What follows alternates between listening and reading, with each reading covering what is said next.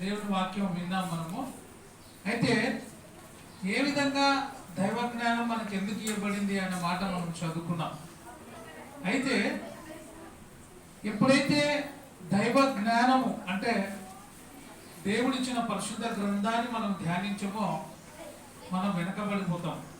గత వారంలో నేను చెప్తే మనిషికి రెండు ప్రాముఖ్యమైన అంశాలు ఖచ్చితంగా మన జీవితంలో ఉండాలి. ఒక పక్షి ఎగరాలంటే ఎన్ని రెక్కలు ఉండాలా?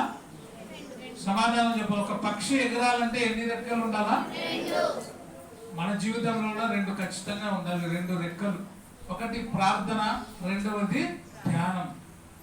వాక్య పఠనము, ప్రార్థన అనే రెండు రెక్కలుంటే మన జీవితము ఆశీర్వదించబడుతుంది. ఈ రెండు లేనప్పుడు అనేక విధాలుగా మనిషికి నష్టము, బాధ, సమస్యలు, ఇరుకులు, ఇబ్బందులు వస్తూ ఉంటాయి.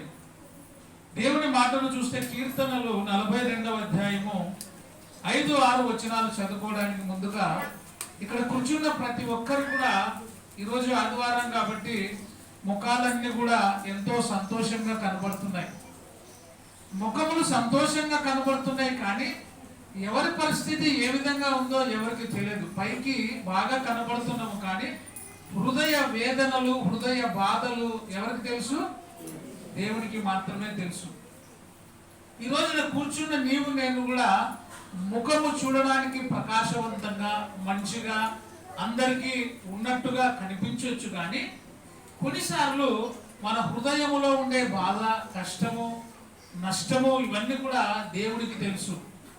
దావీదు కూడా చాలా సమస్యల్లో, ఇబ్బందుల్లో, ఇరుకులో ఉన్నప్పుడు దావీదు తనకుండే సమస్యను మనుషులతో కాకుండా దేవునితో పంచుకుంటూ తన ప్రాణముతో చెప్పుకుంటున్నాడు. 42వ కీర్తన 5-6 వచనాలు చదవండి.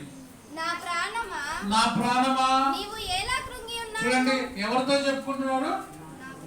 నా ప్రాణమా నీవేలా. మనకు మనమే ఓదార్చబడాల. నీకు నీవే ఓదార్చుకోవాలి. మనుషులు ఎప్పుడు కూడా ఓదార్చరు. కష్టాల్లో ఉన్నప్పుడు, బాధల్లో ఉన్నప్పుడు, నీవు సమస్యల్లో కూరుకుపోయినప్పుడు నిన్ను చూసి ఇంకా ఎగతాళి చేసేవారుగా ఉంటారు. కానీ మనుషులు నీ ప్రాణము నీకు నీవే ఏం చేసుకోవాలా?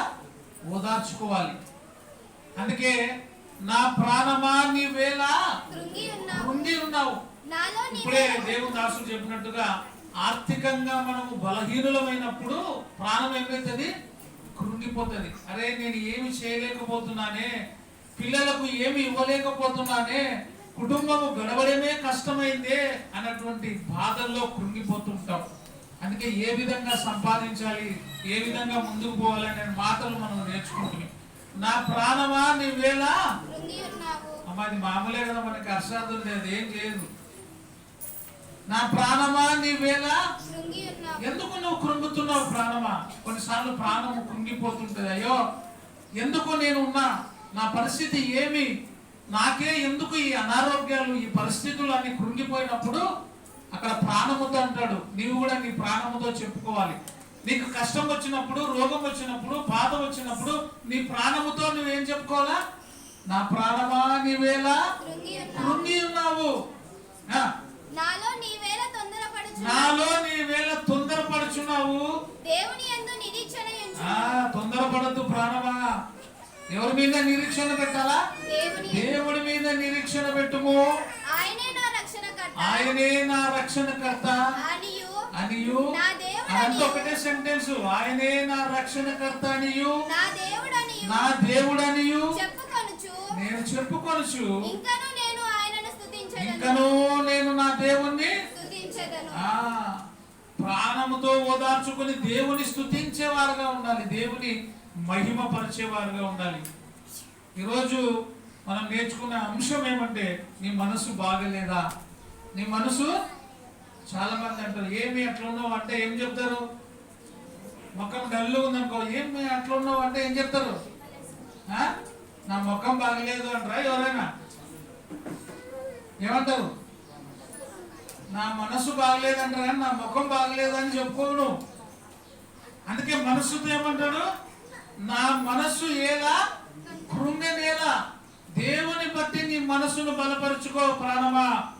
42వ కీర్తన 12వ వచనం కూడా అక్కడ ఆ మాట ఉంటది. చదవమ్మా.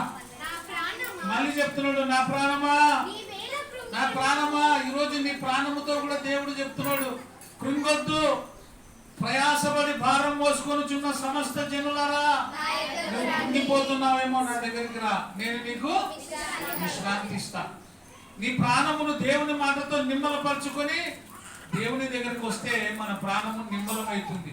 దేవుని మాట ధ్యానిస్తే మన ఆరోగ్యం బాగవుతుంది. అందుకే రెండు ప్రాముఖ్యమైనవి మన మనసులో ఉంచుకోవాలి, ధ్యానించాలి. ధ్యానము అనేటువంటి ఒక రెక్క, ప్రార్థన అనేది మరొక రెక్క. రెండు రెక్కల్లో ఒక రెక్క పని చేయకపోతే ఆ పక్షి ఏమిది ఎగరలేదు. మన జీవితంలో కూడా ఆధ్యాత్మికంగా, ఆర్థికంగా, మానసికంగా ఎదగాలంటే ప్రార్థన, ధ్యానము ఖచ్చితంగా ఉండాలి. మరి 43వ కీర్తన 4వ వచనం, నాకు కష్టం వచ్చినప్పుడు నేను దేవుని బలిపీఠము యొద్దకును చేరుదును, నాకు ఆనంద సంతోషములు కలుగజేయు దేవుని యొద్దకు నేను చేరుతా. ఎక్కడ చేరాలా? ఈరోజు ఆరాధన ఆదివారం కాబట్టి మనం బలహీనులుగా ఉన్నా సాధ్యమైనంత వరకు నువ్వు లేచి ఎక్కడికి రావాలా? ఆనంద సంతోషములు కలుగజేసే దేవుని దగ్గరికి రావాలి. నీ ప్రాణమును ఓదార్చి నీ ప్రాణములకు నెమ్మది కలుగజేసే ఆరాధనలో గడపాలి.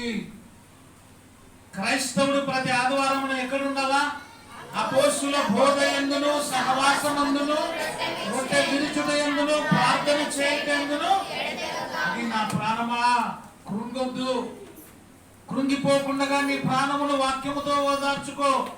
ఆనంద సంతోషములు కలుగజేయు దేవుని యొద్దకు నేను చేరుదును, నీకు కృతజ్ఞతాస్తుతులు చెల్లిస్తా. ఏ ప్రాణమా, కృంగిపోవద్దు. నువ్వు లేచి దేవునికి కృతజ్ఞత చెల్లించు.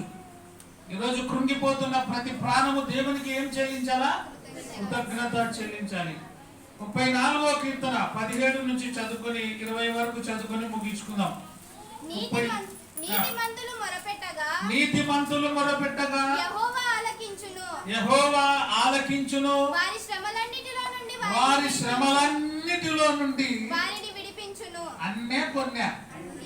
అన్నిటిలో నుండి. మనిషికి శ్రమ వస్తే పక్క మనిషి తొక్కడానికి చూస్తాడు. మనిషి బలహీనుడైతే బలవంతుడు త్రొక్కడానికి చూస్తాడు.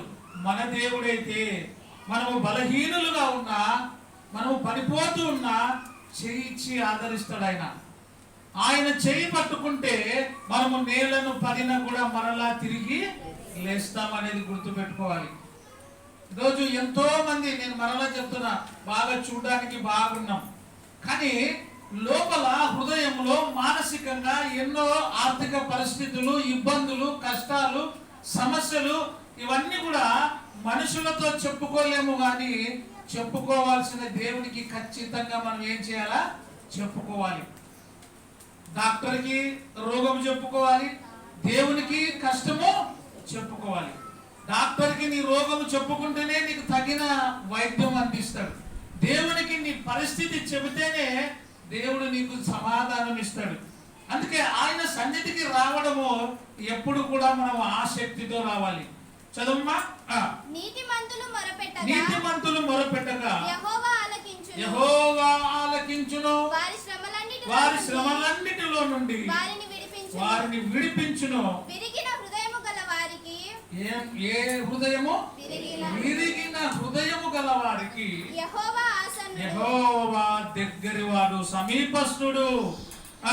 నలిగిన మనసు గల వారిని ఆయన రక్షిస్తాడు. నువ్వు నలిగిన మనసు కలిగి ఉండాలా, నలిగిపోవాలా.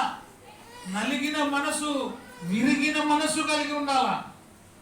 ఆ మనసు గల వారిని ఆయన రక్షించును, ఆపదలన్నిటిలో నుండి ఆయన విడిపిస్తాడు. ఆపదలలో ఆయన ఏం చేస్తాడు? విడిపించే దేవుడు ఆయన. ఇంకొక మాట చదువుకుందాం. 147వ కీర్తన 3వ వచనములో, గుండె చెదరిన వారిని ఆయన బాగు చేయవాడు. ఎవరిని? గుండె చెదిరిన వారిని. ఎప్పుడు గుండె చెదురుతుంది? సమస్యలలో నీ గుండె చెదిరిపోతుంది, కష్టాలలో నీ గుండె చెదిరిపోతుంది, పరిస్థితులు బాగులేనప్పుడు నీ గుండె చెదిరిపోతుంది, అనారోగ్యం బాగలేనప్పుడు గుండె చెదిరిపోతుంది. అప్పుడు ప్రాణంతో అనాలా, నా ప్రాణమా నీవేలా కృంగుతున్నావు, నిన్ను కృంగనీయకుండగా నిన్ను కాపాడి సంరక్షించే దేవుడు నీకున్నాడు అని నీ ప్రాణమును నీవే ఓదార్చుకోవాలి. ఎదుటి వ్యక్తులు ఎవరు కూడా ఓదార్చరు, కానీ దేవుని మాట ఓదార్స్తుంది, బ్రతికిస్తుంది. అందుకే నీ వాక్యము నన్ను బ్రతికిస్తుంది. భక్తులు ఏమన్నారు? నీ వాక్యము నన్ను బ్రతికిస్తుంది, బాధలలో ప్రతి వాని బాధలలో అది నాకు నెమ్మది, సమాధానము, శాంతి, నీకు సంతోషము వాక్యము ద్వారా కలుగుతుంది. కాబట్టి గుండె చెదరైన నీవు భయపడకుండా బాగు చేసే దేవుని వైపు చూడాలి. అందుకే సిలువలో వేలాడుతున్న క్రీస్తు వైపు చూస్తూ మనం వెళ్ళినప్పుడు ప్రతి సమస్య కూడా మనకు తీర్చబడుతుంది.